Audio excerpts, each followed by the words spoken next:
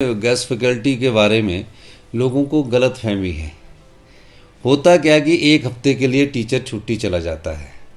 एक हफ्ते की टीचर छुट्टी लगता तो उस साइंस क्लास या आर्ट्स क्लास का एक हफ्ते तक बच्चों की पढ़ाई नहीं होती। जब मैंने ये पाया कि क्वालिटी एजुकेशन में हिमाचल 18वें स्थान पर पहुंच गया है तो उसके पीछे मूलभूत कारण क्या है। जब मैं मूलभूत कारण किया कि टीचर्स की काफ़ी लोगों की ट्रांसफ़र इधर से उधर होती रहती है, तो एक एक हफ्ते 10-10 दिन तक टीचर नहीं होते हैं।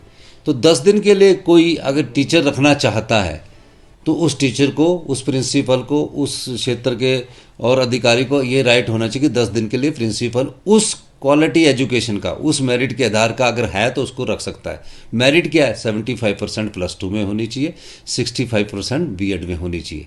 अगर कॉलेज में रखना है 10 दिन के लिए तो उसके लिए मेरिट क्या है? वो नेट सेट क्वालिफाई होना चाहिए, जेआरएफ क्वालिफाई होना चाहिए।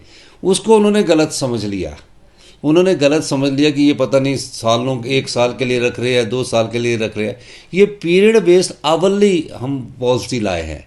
अभी इसको फिर जब इसका हुआ तो कहीं ना कहीं कन्फ्यूजन कहीं से हुआ, तो मैंने उनको बोला कि अभी ये जो पीरियड बेस्ड आवली पॉलिसी है इसको अभी रोक दिया जाए और मेरे से चर्चा करने के बाद और जब एजुकेशन मिनिस्टर आ जाएंगे उसके बाद ही इसको हम आगे अमली जामा पहनाएंगे।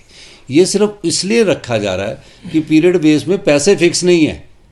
तो प्रिंसिपल पूछता कि फाइनेंस से अप्रूवल है कि कितने पैसे देने हैं, तो हमने फिक्स कर दिया कि जेवीटी का 200 रुपया घंटे के हिसाब से दे सकते हैं और जो बीएड का है जेवीटी का उसके हिसाब से दे सकते हैं, कॉलेज में इसके हिसाब से दे सकते हैं। वो पैसे है, एक पीरियड पढ़ाएगा तो इतना पैसे मिलेंगे, पर पढ़ाएगा ये नहीं है कि 1 साल तक पढ़ाएगा। तो उस दृष्टिकोण से हम ये कार्य कर रहे हैं।